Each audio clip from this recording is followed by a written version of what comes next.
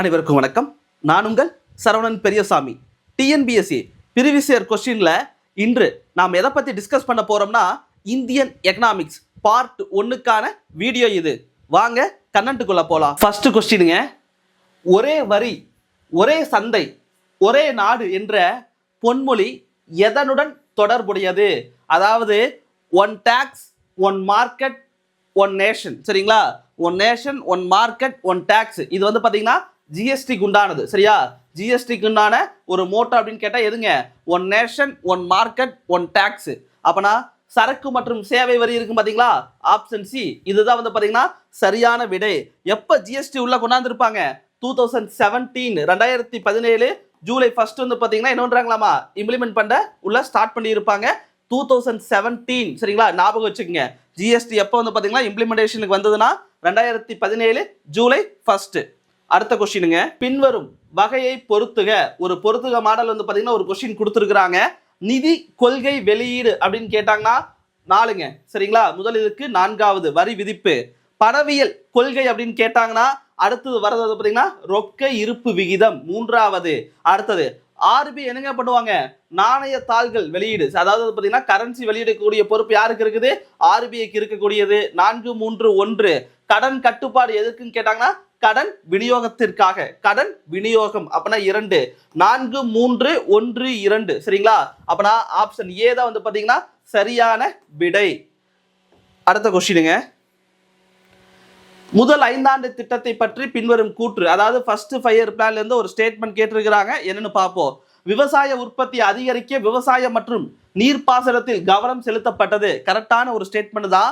இது சில மாற்றங்களுடன் ஹராடோமர் மாதிரி அடிப்படையாக கொண்டது. ஃபர்ஸ்ட் 5 இயர் பிளான் வந்து பார்த்தீங்கன்னா அக்ரிகல்ச்சர் பேஸ் பண்ணது. கரெக்ட் தான். ஹராடோமர் மாதிரி அப்படின்னு கேட்டால் அதுவும் கரெக்ட் தான். அது மகளனோபிஸ் மாதிரியை பின்பற்றப்பட்டது. இது வந்து பார்த்தீங்கன்னா தவறானது. இது வந்து பார்த்தீங்கன்னா எதனுடைய இது? செகண்ட் 5 இயர் பிளான் தான் வந்து பார்த்தீங்கன்னா மகளனோபிஸ் மாடல். அப்பனா சரியானது அப்படின்னு கேட்குறாங்க. உண்மை அப்படின்னு கேட்டாங்கன்னா என்னங்க? முதல் 1, 2 வந்து பார்த்தீங்கன்னா சரியானது. ஆப்ஷன் பி தான் இதற்கான ஆன்சர். ஆப்ஷன் பி தான் இதற்கான ஆன்சர். அடுத்த கொஸ்டினுங்க, பின்வருவனவற்றை கால வரிசைப்படி ஒருங்கமைக்கவும். சரிங்களா? அதாவது அது ஒரு 4 ஸ்கீம் கொடுத்துட்டாங்க. அதை வந்து பார்த்தீங்கன்னா இயர் வைஸாக நம்ம அரேஞ்ச்மெண்ட் பண்ணணும். கிரனாலஜிக்கல் ஆர்டர் கேட்குறாங்க. வாழ்வாதார மேம்பாட்டிற்கான திறன்களை பெறுதல் மற்றும் அறிவு விழிப்புணர்வு, அதாவது சங்கல்ப் அப்படிங்கிற ஒரு ஸ்கீம் கேள்விப்பட்டிருப்பீங்களா? அதை பற்றி தான் சொல்லியிருக்கிறாங்க. 2018 கொண்டாந்தது. சரிங்களா? 2018ங்க. அதே இந்தியாவில் தயாரிப்போம், மேக் இன் இந்தியா இருக்குது பார்த்தீங்களா? எப்போ? 2014 2014 வந்து பார்த்தீங்கன்னா கொண்டு வரப்பட்டது. அதே தமிழ்நாடு பெண்கள் மேம்பாட்டு ஆணையம் அப்படின்னு கேட்டாங்கன்னா 1993. அதே தேசிய திறன் மேம்பாட்டு திட்டம், தேசிய திறன் மேம்பாட்டு திட்டம் 2015ங்க. சரியா? இப்ப 4க்கு வந்து பாத்தீங்கன்னா இயர் எழுதிட்டோம். அப்ப நான் முதல் எடுத்து எதுங்க வரு? தமிழ்நாடு பெண்கள் மேம்பாட்டு ஆணையம் 3. அடுத்தது 2வது இந்தியாவில் தயார் செய்வோம் 2. தேசிய திறன் மேம்பாட்டு திட்டம் அது வந்து பாத்தீங்கன்னா 4. அடுத்தது லாஸ்டா இருக்கக்கூடியது வந்து பாத்தீங்கன்னா வாழ்வாதார மேம்பாட்டிற்கான திறன்களை பெறுதல் மற்றும் அறிவு விழிப்புணர்வு வந்து பாத்தீங்கன்னா 1. 3, 2, 4, 1. ஆப்ஷன் ஏ தான் வந்து பாத்தீங்கன்னா சரியான விடை. ஆப்ஷன் ஏ தான் சரியான விடை. அடுத்த கொஸ்டினுங்க, இந்திய ரிசர்வ் வங்கியின் பணம் சாராத பணிகள். சரியா? வங்கிகளின் கடனை கட்டுப்படுத்துதல் அது வந்து பாத்தீங்கன்னா மணி பேஸ் பண்ணி இருக்கக்கூடியது தான். அடுத்தது அந்நிய செலாவணி மாற்றத்தை கட்டுப்படுத்துதல், அது மணி பேஸ் பண்ணி இருக்கக்கூடியது தான். வணிக வங்கிகளுக்கு உரிமம் அளித்தல், கரெக்ட் தான், லைசன்ஸ் கொடுக்கிறது. அடுத்தது வைப்பு காப்பீட்டு திட்டம், அது வந்து பாத்தீங்கன்னா பாண்ட் பேப்பர்ஸ் தான். அப்பனா இந்த ரெண்டுமே வரும். அப்பனா சி மற்றும் டி எங்க இருக்குது? ஆப்ஷன் சி தான் வந்து பாத்தீங்கன்னா சரியான விடை. ஆர்பிஐ உடைய பணம் சாராத பணிகள் வந்து பாத்தீங்கன்னா வணிக வங்கிகளுக்கு உரிமம் அளித்தல், வைப்பு காப்பீட்டு திட்டம், இந்த ரெண்டுமே வரும். ஆப்ஷன் சி தான் சரியான விடை. அடுத்த கொஸ்டினுங்க, பற்றாக்குறை நிதியாக்கத்தின் விளைவு என்பது எதுவா இருக்கலாம் அப்படின்னு கேட்டாங்கன்னா பண அளிப்பு அதிகரித்தல். ஆப்ஷன் ஏ தான் வந்து பாத்தீங்கன்னா இதற்கான ஆன்சர். பற்றாக்குறை நிதியாக்கத்தின் விளைவு என்பது எதுன்னு கேட்டாங்கன்னா பண அளிப்பு அதிகரிப்பு. ஆப்ஷன் ஏ தான் வந்து பாத்தீங்கன்னா இதற்கான சரியான விடை. அடுத்த கொஸ்டினுங்க, நிதி ஆயோக் அறிமுகப்படுத்திய சில குறியீடுகள் எதுன்னு கேட்கிறாங்க. 1 கூட்டு நீர் மேலாண்மை குறியீடு, கரெக்ட் தான். பள்ளி கல்வி தர குறியீடு முதல் 2மே வரும் அப்படிங்கிறாங்க. அடுத்தது நகர்ப்புற வளர்ச்சி குறியீடு வருமான்னு கேட்டா வராது. சரியா? 1 மற்றும் 2 அப்படின்னு கேட்டாங்கன்னா ஆப்ஷன் சிங்க. சரிங்களா? ஆப்ஷன் சி தான் வந்து பாத்தீங்கன்னா இதற்கு சரியான விடை. அடுத்த கொஸ்டினுங்க, தண்டேக்கர் மற்றும் ராத் குறிப்பிடும் வறுமை கோடு அளவு கீழ்கண்டவற்றுள் எது சரியானது? அதாவது வறுமைக்காக நிறைய இது போட்டிருப்பாங்க, குழு கமிட்டி போட்டிருப்பாங்க. அதுல வந்து பார்த்தா டெண்டுல்கர் கமிட்டி, தண்டேக்கர் ராத் இதெல்லாம் ரொம்ப முக்கியமானது. பொதுவா இவர் வந்து பாத்தீங்கன்னா கலோரி பேஸ் பண்ணி தான் வந்து பாத்தீங்கன்னா வறுமை வந்து பாத்தீங்கன்னா கணக்கிட்டு இருப்பார். யாருன்னு கேட்டாங்கன்னா தண்டேக்கர் ராத். எதை பேஸ் பண்ணி? கலோரி பேஸ் பண்ணி. அப்பனா எவ்வளவு கலோரி சார் இவர் சொல்லியிருப்பாங்க அப்படின்னு கேட்டாங்கன்னா 2250 கலோரி வந்து பாத்தீங்கன்னா தண்டேக்கர் ராத் அவரால் சொல்லப்பட்ட கலோரி அளவு வறுமைக்கு. இதுல 40% மக்கள் வந்து பாத்தீங்கன்னா கிராமத்திலையுமே 50% மக்கள் வந்து பார்த்தா நகரத்திலும் வறுமையில் இருப்பதாக யாரு குறிப்பிட்டிருப்பாங்க? தண்டேக்கர் மற்றும் ராத். அப்பனா ஆப்ஷன் ஏ தான் வந்து பாத்தீங்கன்னா சரியான விடை. ஆப்ஷன் ஏ தான் வந்து பாத்தீங்கன்னா சரியான விடை. அடுத்த கொஸ்டினுங்க, ஏற்றுமதி தயாரிப்பு குறியீடு 2020 படி தமிழ்நாட்டில் ஏற்றுமதி மேம்பாட்டு கொள்கைக்கு ஒரு எடுத்துக்காட்டு. ஏற்றுமதி தயாரிப்பு குறியீடு 2020 படி தமிழ்நாட்டில் ஏற்றுமதி மேம்பாட்டு கொள்கைக்கு ஒரு எடுத்துக்காட்டு எது அப்படின்னு கேட்கிறாங்க. அதாவது துறை வாரியான திட்டவட்டமான கொள்கை, அதுக்கு ஏற்றுமதிக்கு சம்மந்தம் கிடையாது. ஏற்றுமதி செய்தி மடலை எப்போதாவது வெளியிடுவது, சரியா? இதுவும் வராது. தொழிற்சாலைகளுக்கான துறைவாரி ஏற்றுமதி திட்டங்கள், சரிங்களா? இந்த ஆப்ஷன் சி இருக்கு பாத்தீங்களா, தொழிற்சாலைகளுக்கான துறை வாரியான ஏற்றுமதி திட்டங்கள். இதுதான் வந்து பாத்தீங்கன்னா சரியான விடை. இதுதான் சரியான விடை. ஆப்ஷன் சிங்க. அடுத்ததுங்க, சரியான ஒரு ரிப்போர்ட்டை கேட்கிறாங்க, சரிங்களா? அறிக்கை. ஐபிஓபி திட்டமானது வயதானவர்களுக்கு பின்வருவனவற்றை கொடுத்து தரத்தை மேம்படுத்துவது. ஃபர்ஸ்ட் வந்து பாத்தீங்கன்னா ஐபிஓபினா என்னன்னு பார்க்கணும். Integrated program for older people. சரியா? வயதானவர்களுக்கான ஒரு ஒருங்கிணைந்த திட்டம் தான் வந்து பாத்தீங்கன்னா என்னது? ஐபிஓபி. இது வந்து பாத்தீங்கன்னா எதை பத்தி கொடுக்குது, எதை பத்தி சொல்றாங்க அப்படின்னு கேட்டா அவங்களுக்கு தங்குமிடம் மற்றும் மருத்துவ பராமரிப்பு. அதான் வந்து பார்த்தா முக்கியமானது. தையல் பயிற்சி எது கொடுக்க போறாங்க? கடன் தேவையே கிடையாது. எழுத்தறிவு மேம்பாடு வயதானவர்களுக்கு தேவை கிடையாது. தங்கும் இடம், அதுக்கப்புறம் வந்து பாத்தீங்கன்னா மருத்துவ பராமரிப்பு. இந்த ரெண்டு தான் வந்து பாத்தீங்கன்னா வயதானவர்களுக்கு தேவைப்படுவது. அப்பனா இது எங்கெங்க இருக்குது? 1 மற்றும் ஆப்ஷன் சிங்க. ஆப்ஷன் சி தான் வந்து பாத்தீங்கன்னா சரியான விடை. அதாவது ஐபிஓபி அப்படிங்கிறது வயதானவர்களுக்கான ஒரு ஒருங்கிணைந்த திட்டம். இது வந்து பாத்தீங்கன்னா மத்திய அரசினுடைய ஒரு திட்டங்க. இந்த திட்டத்தின் மூலம் என்ன தராங்களாமா? தங்கும் இடம், அதுக்கப்புறம் வந்து பாத்தீங்கன்னா மருத்துவ பராமரிப்பு. அப்பனா ஆப்ஷன் சி தான் சரியான விடை. அடுத்த கொஸ்டினுங்க, பற்றாக்குறை நிதியாக்கத்தின் முதன்மையான நோக்கம் அப்படின்னு எதுன்னு கேட்கிறாங்க, சரிங்களா? பற்றாக்குறை நிதியாக்கம் அப்படின்னா ஒவ்வொரு தடையும் பட்ஜெட் போடும்போது எப்படி இருக்குமாமா இந்தியாவுடைய பட்ஜெட்ல? பற்றாக்குறை தான். அப்பனா இது எதற்காக அப்படின்னு கேட்டாங்கன்னா பொருளாதார முன்னேற்றத்துக்காக தான், சரிங்களா? ஆப்ஷன் ஏ தான் வந்து பாத்தீங்கன்னா சரியான விடை. பற்றாக்குறை நிதியாக்கத்தின் முதன்மையான நோக்கம் எதுன்னு கேட்டாங்கன்னா பொருளாதார முன்னேற்றம். ஆப்ஷன் ஏ தான் வந்து பாத்தீங்கன்னா சரியான விடை. அடுத்த கொஸ்டினுங்க, தானியங்கி தொழில்நுட்பத்தின் தொழிற்சாலைகளில் பயன்படுத்தும் போது ஏற்படும் வேலையின்மைக்கு பெயர். அதாவது பாத்தீங்கன்னா ஃபேக்டரி முழுசுமே ஃபுல்லா ஆட்டோமேஷன் போட்டோம்னா எது மாதிரி வேலை இழப்புகள் நடைபெறும் அப்படின்னு கேட்டாங்கன்னா ஆப்ஷன் ஏழு இருக்கக்கூடிய கட்டமைப்பு வேலையின்மை, சரிங்களா? ஃபேக்டரி முழுசுமே வந்து பாத்தீங்கன்னா மேன் பவரை குறைச்சிட்டு ஆட்டோமேஷனை மாத்திட்டாங்கன்னா எது மாதிரி வேலை இழப்பு ஏற்படுமாமா? கட்டமைப்பு வேலையின்மை. ஆப்ஷன் ஏ தான், சரியா? பருவகாலங்கிறது வந்து பாத்தீங்கன்னா எது மாதிரி? அதாவது அக்ரிகல்ச்சர் பேஸ் பண்ணது, மறைமுக வேலையின்மை அதை பேஸ் பண்ணது தான், சரியா? அப்புறம் இந்த மூணுமே வருமானு கேட்டா மேற்கூறிய வராது. கட்டமைப்பு வேலையின்மை என்பது சரியான விடை. அடுத்த கொஸ்டினுங்க, இந்திய அரசாங்கத்தின் வரவு செலவு திட்டத்தில் முன்வைக்கப்பட்ட வரிசையில் பின்வருவனவற்றை ஒருங்கமைக்க. அதாவது வந்து பாத்தீங்கன்னா நம்ம வரவு செலவு திட்டம் இருக்கு பாத்தீங்களா, கவர்மெண்ட் ஆஃப் இந்தியாவது, அதுல வந்து பாத்தீங்கன்னா எந்த ஆர்டர்ல வரும் அப்படின்னு கேட்கறாங்க, சரிங்களா? அதாவது மூலதன வருவாய், மொத்த வருவாய், வரவின வருவாய், மொத்த செலவு. இதுல முதல்ல வரக்கூடியது அப்படின்னு கேட்டாங்கன்னா வரவின வருவாய், சரிங்களா? மூன்றாவதா வந்து பாத்தீங்கன்னா முதல்ல வரக்கூடியது. அதுக்கப்புறம் வரக்கூடியது அப்படின்னு கேட்டாங்கன்னா மூலதன வருவாய் 1, அதுக்கப்புறம் வந்து பாத்தீங்கன்னா மொத்த வருவாய் 2, இறுதியாக வரக்கூடியது அப்படின்னு கேட்டாங்கன்னா செலவு தான், சரியா? மொத்த செலவு 3, 1, 2, 4ங்க. ஆப்ஷன் டி தான் வந்து பாத்தீங்கன்னா சரியான விடை. ஆப்ஷன் டி தான் இதற்கான சரியான விடை.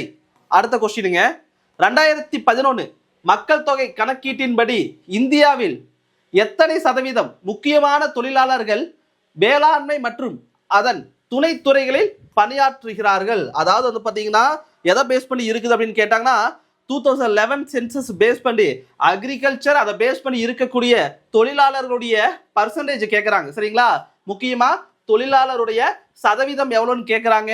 48.9% வந்து பார்த்தீங்கன்னா அக்ரி பேஸ் பண்ண தொழிலாளர்கள். சரியா, 48.9% மக்கள் வந்து பார்த்தீங்கன்னா அக்ரிகல்ச்சர் அக்ரி பேஸ் பண்ண தொழிலாளர்களாக இருக்கிறாங்க.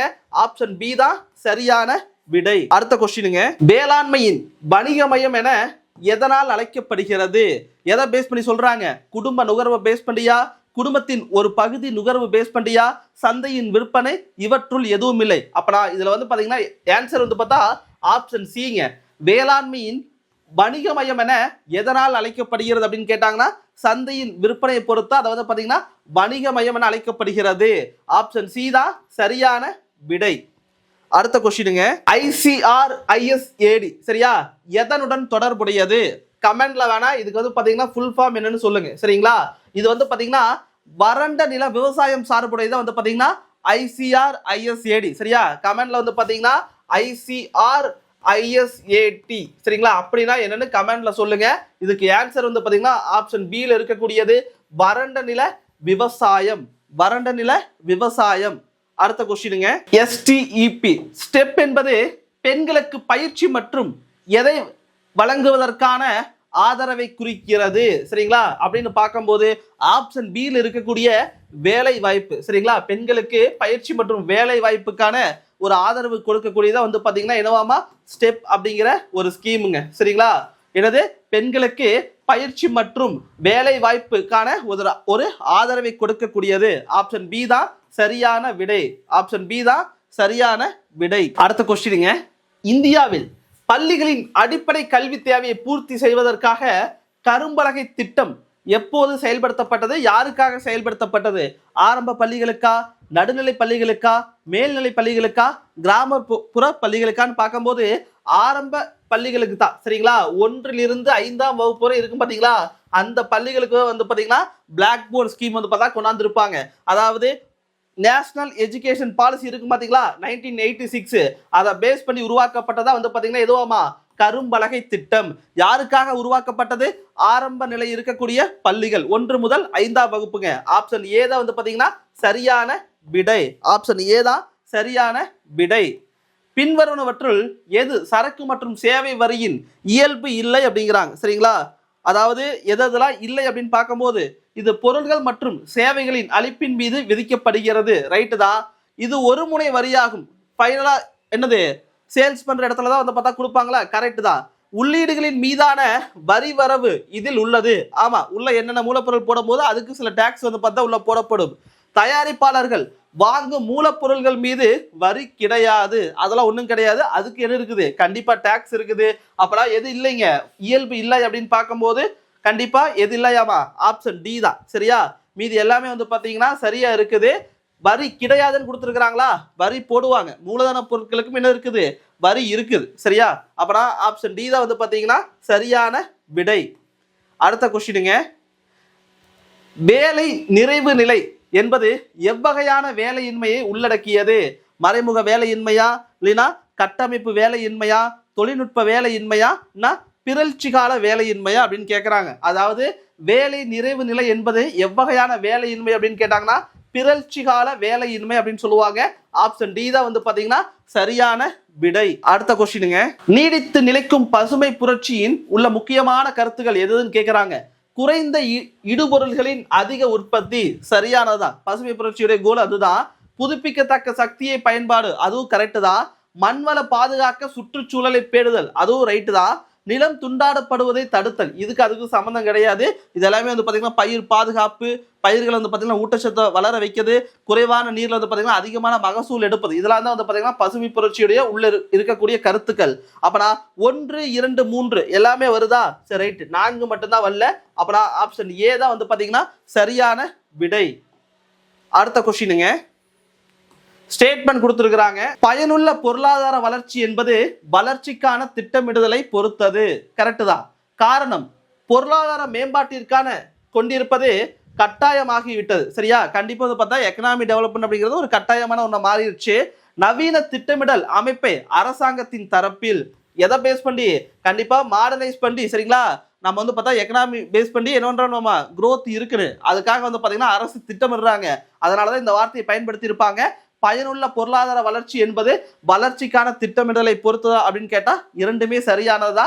அதற்கான சரியான விளக்கமும் கூட ஆப்ஷன் பி தான் வந்து பாத்தீங்கன்னா சரியான விடை. அடுத்த கொஸ்டினுங்க, கல்வி என்பது ஒரு நுகர்வா, மூலதனமா, எதுவும் இல்லையா, இரண்டுமா? சரியா, நம்ம வந்து பாத்தீங்கன்னா நமக்கான ஒரு மூலதனம். சரியா, அதை வந்து பார்த்தா எதை எடுத்துக்கலாம், எஜுகேஷன் எடுத்துக்கலாமா? பிற்சேர்க்கை நம்மளுக்கு வந்து பாத்தீங்கன்னா அது ஒவ்வொரு மனிதன் மேல போடப்படுகிற ஒரு என்னது, மூலதனம் தான். சரியா, அப்பனா கல்வி என்பது மூலதன பண்டம். ஆனா ஆப்ஷன் வந்து பாத்தீங்கன்னா இரண்டுமே கொடுத்திருந்தாங்க, நம்ம மூலதனம் மட்டும் எடுத்துக்கலாம். ஆப்ஷன் பி தான் வந்து பாத்தீங்கன்னா சரியான விடை. பின்னலாடைகள் ஏற்றுமதி செய்யும் திருப்பூரின் வேறு பெயர். திருப்பூருடைய வேறு பெயர் என்னங்க?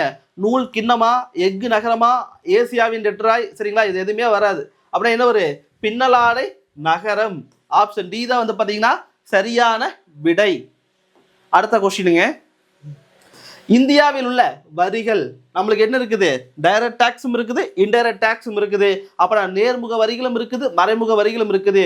அப்புறம் இரண்டுமே இருக்குது. சரிங்களா, அப்பனா ஆப்ஷன் சி தான் வந்து பாத்தீங்கன்னா சரியான விடை. அடுத்த கொஸ்டினுங்க, சரியான விடையை தேர்ந்தெடுத்தல். பண்டங்கள் மற்றும் பணிகள் வரி இந்திய பாராளுமன்றத்தில் எந்த ஆண்டு நிறைவேற்றப்பட்டது? அதாவது ஜிஎஸ்டி இருக்குது பாத்தீங்களா, பார்லிமெண்ட்ல எப்ப நிறைவேற்றப்பட்டது அப்படின்னு கேட்டாங்கன்னா 2017 மார்ச் 29. சரிங்களா, ஆப்ஷன் பி தான் வந்து பாத்தீங்கன்னா சரியான விடை. அதாவது ஜிஎஸ்டி வந்து பாத்தீங்கன்னா பாராளுமன்றத்தில் எப்போது நிறைவேற்றப்பட்டது அப்படின்னு கேட்டாங்கன்னா 2017 மார்ச் 29ங்க. Option B. அடுத்த கொஸ்டினுங்க, வளர்ச்சி விகிதத்தின் அடிப்படையில் இலக்கை அடையாத 5 ஆண்டு திட்டங்கள். அதாவது 5 இயர் பிளான் அப்படின்னு கேட்டாங்கன்னா ஒரு டார்கெட் வச்சிருப்பாங்களா? ஒவ்வொரு 5 ஆண்டு திட்டத்துக்குமே அதுல டார்கெட்டை ரீச் பண்ணாத, சரிங்களா, இலக்கை அடையாத 5 ஆண்டு திட்டம் எதுன்னு கேட்கறாங்க. முதல் 5 ஆண்டு திட்டம் வந்து பாத்தீங்கன்னா டார்கெட்டை ரீச் பண்ணி இருக்கு, இரண்டாவது ரீச் பண்ணாது, மூன்றாவதும் கிடையாது, நான்காவதுமே கிடையாது. சரிங்களா, 2, 3, 4 இந்த 4 5 இந்த 3 5 திட்டம் வந்து பாத்தீங்கன்னா டார்கெட்டை ரீச் பண்ணிச்சான்னு கேட்டா கண்டிப்பா இல்ல. அப்பனா 2 மற்றும் 3 4 ஆப்ஷன் சி தான் வந்து பாத்தீங்கன்னா சரியான விடை. அடுத்த கொஸ்டினுங்க, மக்கள் தொகை பெருக்கல் முறையில் உயரும் போது உணவு உற்பத்தி கூட்டல் முறையில் உயர்கின்றது என்பதை கருத்தாக கொண்ட கோட்பாடு யாருடையது? அதாவது பாப்புலேஷன் வந்து பாத்தீங்கன்னா மல்டிபிளிகேஷன், அதாவது பெருக்கல் முறையில் போயிட்டே இருக்குதாமா, உணவு வந்து பாத்தீங்கன்னா கூட்டல் முறையில் இருக்குது. அப்படின்னா கண்டிப்பா எப்படி இருக்குமாமா, மக்களுக்கு தேவையான உணவு கிடைக்குமா? கிடைக்காது. இந்த கோட்பாட்டை சொன்னது யாருன்னு கேட்டாங்கன்னா மால்தஸின் மக்கள் தொகை கோட்பாடு. சரிங்களா, ரொம்ப ரொம்ப முக்கியமானது ஆப்ஷன் சி. சரியா, மால்தஸின் மக்கள் தொகை கோட்பாடு என்ன சொல்லுது? மக்கள் தொகை பெருக்கம், அதாவது பெருக்கல் முறையில் உயர்ந்துட்டு இருக்கும்போது உணவு உற்பத்தி அவங்களுக்கானது எப்படி இருக்குமாமா, கூட்டல் முறையில் உயர்கிறது. ஆப்ஷன் சி தான் வந்து பாத்தீங்கன்னா இதற்கான ஆன்சர். இந்தியாவில் சரக்கு மற்றும் சேவை வரி ஜிஎஸ்டிக்கான சட்டம் எப்போது நடைமுறைக்கு வந்தது அப்படிங்கிறாங்க. சரிங்களா, இதுக்கு முன்னால கேட்டது வந்து பாத்தீங்கன்னா பாராளுமன்றத்தில் எப்போது போடப்பட்டது அப்படின்னு கேட்டாங்க. இங்க ஜிஎஸ்டி வந்து பாத்தீங்கன்னா எப்போது நடைமுறைக்கு வந்தது அப்படின்னு கேட்டாங்கன்னா 2017 ஜூலை 1ங்க. சரிங்களா, 2017 2017 ஜூலை 1 வந்து பாத்தீங்கன்னா ஜிஎஸ்டி நடைமுறைக்கு வந்திருக்கு. ஆப்ஷன் ஏ தான் சரியான விடை. அடுத்த கொஸ்டினுங்க, இந்திய அரசானது ரயில்வே நிதிநிலை அறிக்கையை மத்திய நிதிநிலை அறிக்கையுடன் இணைத்து செயல்படுத்த துவங்கிய ஆண்டு. அதாவது வந்து பாத்தீங்கன்னா விவேக் தேபராய் கமிட்டி அப்படின்னு ஒரு கமிட்டி போட்டிருப்பாங்க. இந்த கமிட்டி என்ன முடிவு சொல்லியிருப்பாங்களாமா, இதனால் வரையிலுமே தனித்தனி பட்ஜெட் போட்டுட்டு இருப்பாங்க. சரிங்களா, நார்மலா ஒரு பட்ஜெட், ரயில்வே டிபார்ட்மெண்ட்டுக்கான செப்பரேட்டா ஒரு பட்ஜெட் போட்டிருப்பாங்க. இதுல அந்த விவேக் தேவராய் கமிட்டி வந்து பாத்தீங்கன்னா 2 பட்ஜெட்டையும் வந்து பாத்தீங்கன்னா மெர்ஜ் பண்ணி ஒரே இதுல வந்து பாத்தீங்கன்னா கொடுக்க சொல்லியிருப்பாங்க. எந்த வருஷத்துல இருந்து அமல்படுத்தப்பட்டது அப்படின்னு கேட்டாங்கன்னா 2017-18ங்க. சரிங்களா, எப்போது வந்து பாத்தீங்கன்னா அதாவது இந்திய அரசானது ரயில்வே நிதிநிலை அறிக்கையை மத்திய நிதிநிலை அறிக்கையுடன் இணைத்து செயல்பட துவங்கியது. அதாவது சென்ட்ரல் கவர்மெண்ட் பட்ஜெட் கூட ரயில்வே பட்ஜெட்டும் சேர்ந்து எப்போது வந்து பாத்தீங்கன்னா பப்ளிஷ் பண்ண ஆரம்பிச்சாங்க அப்படின்னு கேட்டாங்கன்னா 2017-18ங்க. ஆப்ஷன் சி தான் சரியான விடை. அடுத்த கொஸ்டினுங்க, இரண்டாவது 5 ஆண்டு திட்டம் எதனை அடிப்படையாக கொண்டது? சரியா, ஹரோடோமர் மாடல்னா ஃபர்ஸ்ட்டுங்க. சரியா, அதே செகண்ட் அப்படின்னு கேட்டாங்கன்னா மகளடோபிஸ் மாடல். சரியா, ஆப்ஷன் பி தான் வந்து பாத்தீங்கன்னா சரியான விடை. அடுத்த கொஸ்டினுங்க, $5 டிரில்லியன் இந்திய பொருளாதாரம் என்ற குறிக்கோள் எந்த ஆண்டு வந்து பாத்தீங்கன்னா டார்கெட்டா வச்சாங்க அப்படின்னு கேக்குறாங்க. சரிங்களா, அதாவது கோவிட்க்கு முன்னால வந்து பாத்தீங்கன்னா கவர்மெண்ட் ஆஃப் இந்தியா நம்மளுடைய டார்கெட் அடுத்த ஒரு 5 வருஷம் அப்படின்னு பிளான் பண்ணிட்டு இருப்பாங்க. சரிங்களா, எத்தனை ட்ரில்லியனாமா, 5 ட்ரில்லியன் எக்கனாமி. எதுக்குள்ள டார்கெட்டா வச்சாங்களாமா, 2024 to 25 வச்சிருப்பாங்க. ஆப்ஷன் பி தான் வந்து பாத்தீங்கன்னா சரியான விடை. சரிங்களா, ஆப்ஷன் பி தான் வந்து பாத்தீங்கன்னா சரியான விடை. அடுத்த கொஸ்டினுங்க, டேஸ் என்பதுதான் 3ஆம் வகுப்பு படிக்கும் மாணவர்களால் 1ஆம் வகுப்பு புத்தகத்தை படிக்க முடியாததற்கு காரணம். சரிங்களா, ஒரு ஸ்டேட்மெண்ட் கொஸ்டின் தான். மதிப்பெண் எடுப்பதற்கு ஏற்ற அளவில் பெரும்பாலும் கல்வியின் தரம் இருப்பது இல்லை. இதுதான் வந்து பார்த்தா ஆன்சர். வருகை அதிகரிப்பு சம்மந்தமே கிடையாது. பெற்றோர்கள் படித்தவர்களாக இல்லை, அதுக்கு சம்மந்தமே கிடையாது. அடுத்தது கல்வி அறிக்கையின் ஆண்டு நிலை, அது தேவையில்லாததுதான். எனது மதிப்பெண் எடுப்பதற்கு ஏற்ற அளவில் பெரும்பாலும் கல்வியின் தரம் இருப்பது இல்லை. இதுதான் வந்து பார்த்தீங்கன்னா 3ஆம் வகுப்பு படிக்கும் மாணவர்களால் 1ஆம் வகுப்பு புத்தகத்தை கூட படிக்க முடியாததற்கான ஒரு காரணமா சொல்லியிருப்பாங்க. ஆப்ஷன் ஏ தான் சரியான விடை. அடுத்த கொஸ்டினுங்க, பெரும் மந்த நிலையின் போது எந்த அமைப்பு மக்களின் தேவைகளுக்கு தவறியது அப்படின்னு கேட்கும் போது முதலாளித்துவ அமைப்பு. சரிங்களா, ரொம்ப மந்த நிலையா இருக்கும் போது மக்களுடைய தேவை வந்து பாத்தீங்கன்னா பூர்த்தி செய்யாம தவறியது எதுன்னு கேட்டாங்கன்னா முதலாளித்துவ அமைப்பு. ஆப்ஷன் ஏ தான் வந்து பாத்தீங்கன்னா சரியான விடை. அடுத்த கொஸ்டினுங்க, 2வது ஐந்தாண்டு திட்டத்தின் வளர்ச்சி விகிதம், அதாவது செகண்ட் 5 இயர் பிளானுடைய டார்கெட் எந்த இது வச்சிருக்காங்க அப்படின்னு கேட்டாங்கன்னா 4.5%. சரிங்களா, ஆப்ஷன் ஏ தான் வந்து பாத்தீங்கன்னா சரியான விடை. அடுத்த கொஸ்டினுங்க, நில சீர்திருத்த நோக்கங்களை நிறைவேற்ற எடுக்கப்பட்ட முக்கியமான நடவடிக்கை இடைத்தரகர்களை ஒழித்தல். சரியானதுதான்.